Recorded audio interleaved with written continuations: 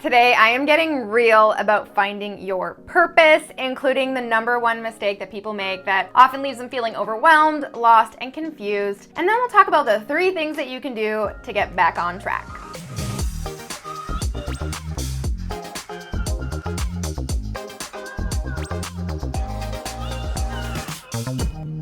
Hey Posse, what's up? It's Alex. If you're new to the crew, welcome. This channel is here to bring you the latest in marketing, copywriting, and freelancing tips with a little sprinkle of inspiration and motivation every now and then. So for more videos like this, go ahead and subscribe below, and don't forget to ring that bell to be notified when my next video goes live. Today's video is a little bit different from my normal tutorial, and that's because I want to get real with you for just a hot minute. So I've been a copywriter in the personal development space for over 10 years now, and I got a bit of a beef to pick with this whole idea of finding your purpose, or at least how glamorized the idea has become recently. While I truly believe that we all have a purpose, I think it evolves over time based on your current set of values, needs, and desires. I don't think it's just one thing like the holy grail of happiness, and if you can't find it, you're clueless, worthless, or hopeless. No! Of course it's easy to think and sell that finding your purpose is black and white. Either you found it or you haven't, but I think we're all smart enough to realize that nothing is that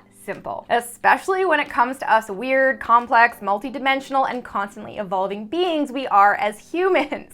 So the thing about purpose that the mainstream isn't telling you, and again, this is just my opinion, but that purpose isn't something you magically find and then you're done and you've made it, right? It is not a gold chalice hidden deep in a mountainside temple, nor will it just dawn on you in a single serendipitous moment. That is Hollywood's version of purpose. And while I'm sure it's true that some people do discover their purpose in these quick life-defining moments, for the majority of us, it's usually much less glamorous than that, and it happens gradually and very organically over time, not just magically after reading some 5-step purpose book. I believe that purpose is something that reveals itself to you as you continue to step into the person you're meant to become, right? It evolves over time, it grows and changes, just as you grow and change. So in today's video, I'm going to share with you 3 things that you can do to start exploring your purpose and maybe stepping into who you are meant to become. And then at the end of this video, I'm going to talk about the #1 most detrimental mistake that I see a lot of people making when it comes to this whole finding your purpose stuff. All right, now let's get started with tip #1, and that is to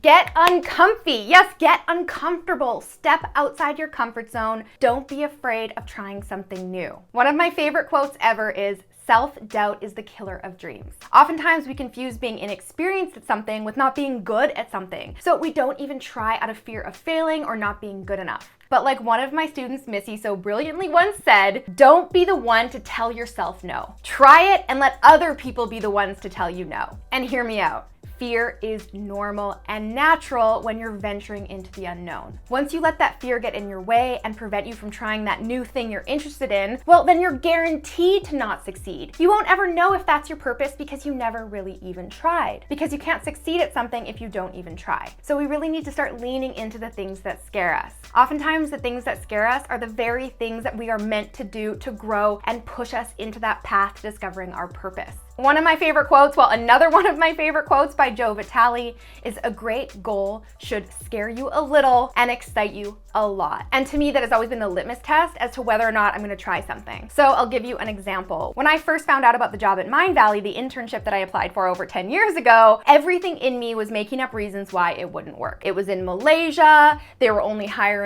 super smart tech wizards. There was no way that I would get the job. I had a university degree and was planning to go to law school, and how would I give up law school to go overseas? I had a car, I had commitments, right? And no matter where you're at in your life, it's really easy for us to negotiate with ourselves and come up with reasons to not do something. In fact, it is way easier to come up with reasons to not do something than to come up with reasons to do something. So anytime you're feeling that little like, ooh, no, there's no way I can do it, ask yourself, is that true? Is that really true? Can I not do it, or is there a way that I can lean into this and give it a try? You never know what is on the other side. So do me a favor, get uncomfy, lean in, and hey, you'll find out really fast if that is your path or not. And if it's not, you pivot and you keep on going. All right, now tip #2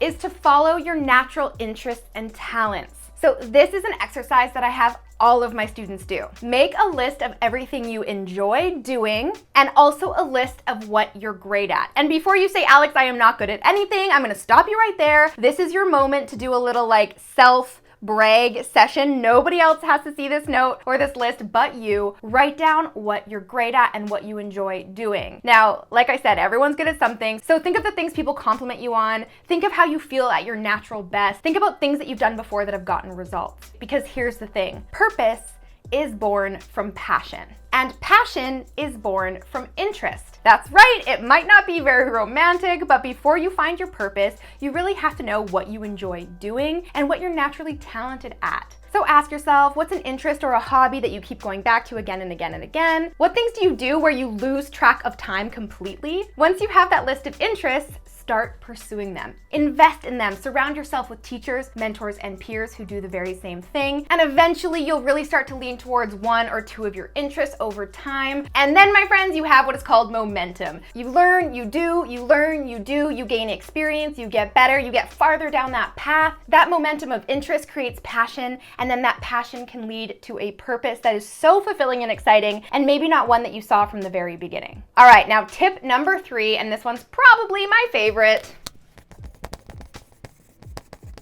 is to think beyond you, or think beyond yourself. Don't make your purpose about you. Of course, it's about you, it's your purpose, but every job in the world can be reframed into an act of service that is bigger than yourself. That's right, you don't have to solve world hunger in order to have an epic purpose. Teachers, nurses, marketers, lab technicians, customer support workers, personal trainers, plumbers, chefs, snowplow drivers, I don't know, every single one of those jobs serves a higher purpose. And the difference between the person who feels fulfilled in one of those roles and a person who feels unfulfilled is purpose. Do they believe they're serving a greater purpose? Do they see the positive impact and change they're making in the world, even if it's just in the world of one person? Once you shift your perspective from personal gratification and wanting to make more money or trying to satisfy family demands or expectations to a perspective of living with a purpose to serve others, everything changes. And I'm not saying you shouldn't care about money or you shouldn't care about pleasing your family. Those are all really important things. But as soon as you step out of yourself and think of the bigger picture, all of those things that cause a lot of anxiety within us actually disappear, because anxiety is just a fear of something that hasn't even happened yet. So if we can stay connected to that bigger vision, we can accomplish a lot and we can move forward in spite of those fears. It's actually that simple. Spend less time thinking about yourself and more time thinking about how you can help others. Once you take yourself out of the equation, you will be so surprised at how immediate your sense of purpose will really start to evolve. When you start to see the impact you're having in the lives of others, it doesn't matter if you're a millionaire, investor, art dealer, gourmet baker. What matters is that you're doing what you love and that you're helping others along the way. And again, you do not have to be perfect or the best at it. All that matters is that you are giving your best. Now let's talk about the number one mistake that I see people making when it comes to finding their purpose. And that is falling into a pattern of jealousy. So there's a really big difference between healthy comparison and jealousy or envy. Healthy comparison can inspire, right? You can model those who you would like to be like. But jealousy doesn't do anything but sabotage your success. So whatever you do, stop looking at what other people are doing or what purpose they're fulfilling and wishing that you had the exact same thing, because everyone's purpose and talents look different. Even if two people are both great copywriters, they are not going to be a great fit in the exact same way for the same audience. So find your lane and stick with it. Remember, before you can be really good at something, before you can truly find and own that purpose, you have to be really bad at it first. Trust the process. Nobody is perfect on their first try. It's just impossible. So have fun, be you, be messy, make mistakes, right? Help people. And hopefully that if you focus on those things, it really takes the pressure off finding your purpose. And that way you're just having fun exploring these 3 things. Lean in, enjoy. I hope you guys enjoyed this video. I will see you next week with a brand new one. Until then, I'm Alex. Ciao for now.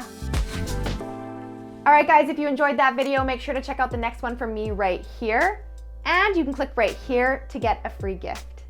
If you want to start a new business, quit your job, help more people, and have more fun in 2021, you are in the right place. Let's plan your ultimate comeback, shall we? Keep watching to learn 5 simple mindset shifts that literally changed my life.